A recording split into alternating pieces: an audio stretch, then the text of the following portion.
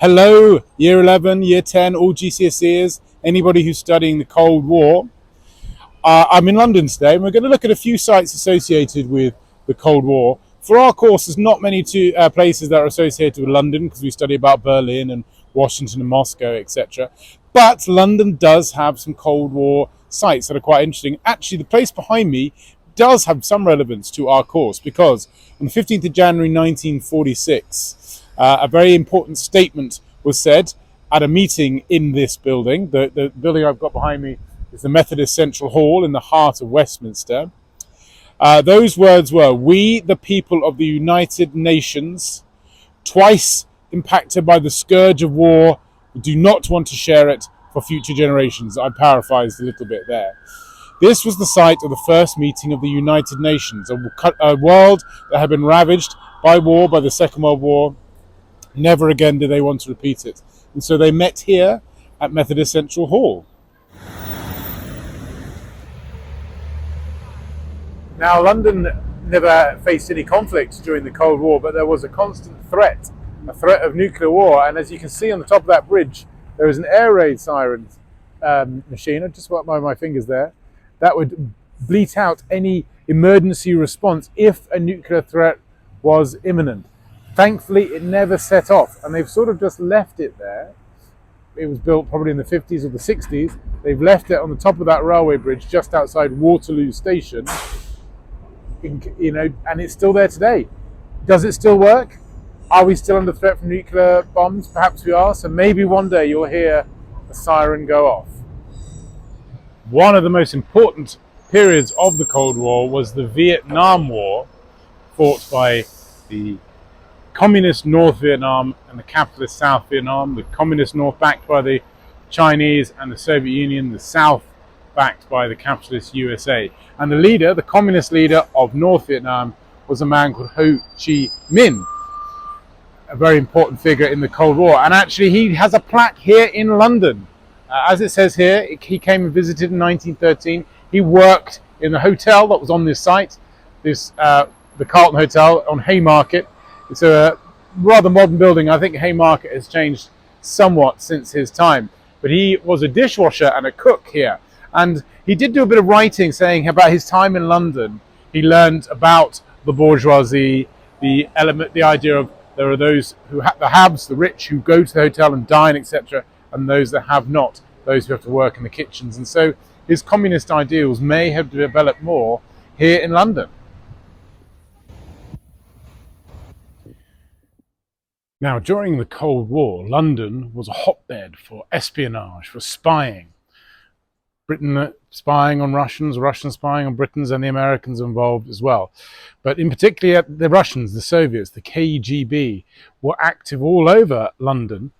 And I've come to the gardens of Brompton Oratory, near the museums, V&A and Natural History, etc., to come and have a look at a drop site. Now, what would happen is that Soviet spies would write down a piece of information they found out about nuclear secrets or battle engagements or some sort of political intrigue. And the safest way for that to get back to Moscow was to write it into a document. But they couldn't just send it, put a stamp and send it to Moscow. Or indeed, they couldn't just go give it to another Russian government official spy. So what they had to do was write the document and then hide it in places around town, often known as drop sites. And one of the most famous ones was here in the garden, just behind this statue of St. Francis Assisi, specifically the tree just behind it there. Should we go have a quick look at see if any Russian spy has left us a message? I'm doubtful. I go through the impenetrable jungle thicket. Well, there's an old brick there. Perhaps that's something. No, maybe no. I'm afraid not. There is a piece of metal in here. I wonder if that means anything. No, I don't think so. But this was one of the most famous drop sites. There was another one in Brompton Oratory itself. So let's just go have a look at that. Well, the Brompton Oratory, where Sir Francis Assisi is in that garden, is just behind me. Inside there is a statue of the Pietà, the Virgin Mary holding the dying Christ. And Soviet spies used to also go along to that. And there are two columns just to the right of that statue, but they'd also hide their documents.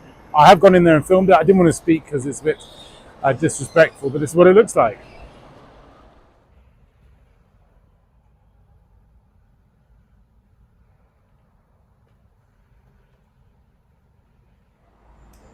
Once the Soviet spies had dropped off their documents at the Brompton Oratory, they would come here to Mayfair, specifically to Audley Street, to the lamppost behind me, having walked across Hyde Park. I am on a mission for the communist revolution against the capitalist dogs of the West. When they had got there, they'd come up to the lamppost, and what they'd do is they get a piece of chalk and they'd etch a little sort of symbol here, maybe just a line or something non-intelligible, but it would signal to other people, other Soviet spies here in London, that there was something to pick up at Brompton Oratory. So what it would be they would have, some special people would have come to Moscow, needed to pick up a document. They'd have flown into London under a secret guise. They would have come here to the lamppost, seen the symbol to say, yes, go to the Brompton Oratory and pick something up. One of the most recognizable things from the Cold War was, of course, the Berlin Wall. And you can go to Berlin and see many, many remnants of it, but you can also stay in London. And if you come here to the Imperial War Museum, you can see a very small section here. This is a very little bit of the Berlin Wall here at the Imperial War Museum. What's really interesting is on this side, you can see all the graffiti that came from it. This was the bit of the wall that faced West Berlin, the democratic capitalist West Berlin, where people could go up to the wall and they could write what they want for on it, etc., etc. And it's a very interesting stark contrast to the other side here, the blank wall, and then indeed there's actually a bit of a further base that comes out of it. This would have been no man's land.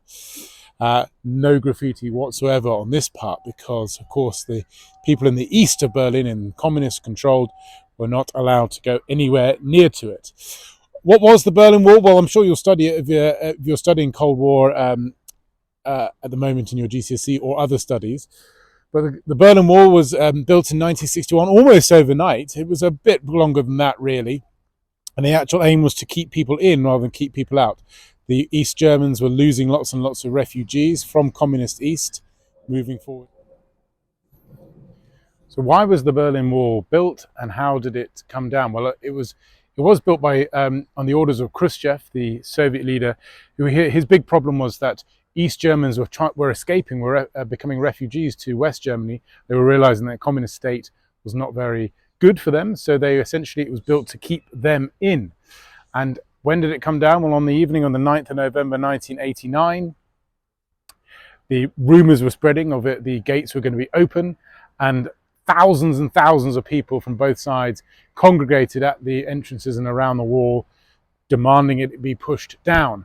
And by that time, the Soviet Union was starting to collapse, East Germany was starting to collapse, and they simply walked through. Another good note to say, I won't go into it now, but perhaps you can have a little look at David Hasselhoff, the man who was in Baywatch and Knight Rider, etc., and Britain's Got Talent. He played a very key part in the downfall of the Berlin Wall, but that's perhaps a story for another time. Now, if that alarm in Waterloo went off, the government would have to scramble together because of the impending nuclear attack from the Soviet Union, and would have to go and hide in various different nuclear bunkers around London so that the government could survive. And one of those is here in a rather nondescript quiet street in Gypsy Hill, underneath this block of flats here, Pear Tree House. I think we might be able to get a little bit closer to it, so let's have a look. This would have been built in the 1960s and as a sort of key moment of social mobility housing, but they thought, well, why not build a nuclear bunker at the bottom of it? I don't know how much, I've never actually been here before, so this door is open, so let me just go. I don't want to go anywhere I'm not meant to go. Let's see how far we can get.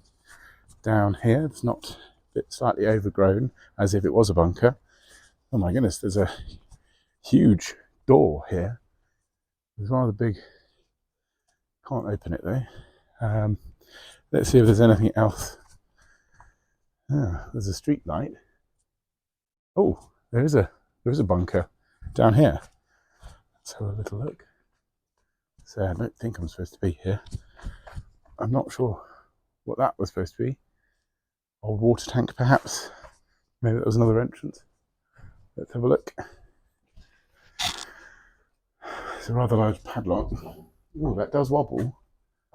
No, it's closed. Air vent there as well, so there's clearly something under there.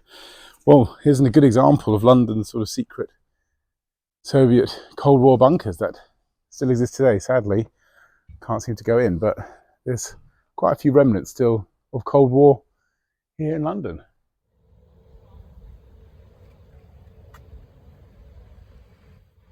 Well, London wasn't exactly a hotbed of Cold War activity, but hopefully you got a little taste about what the divide was in the Cold War, and London was definitely one of the capitals of the West, the capitalist West, and it did play a part in the espionage element, and hopefully you've got that through within all that.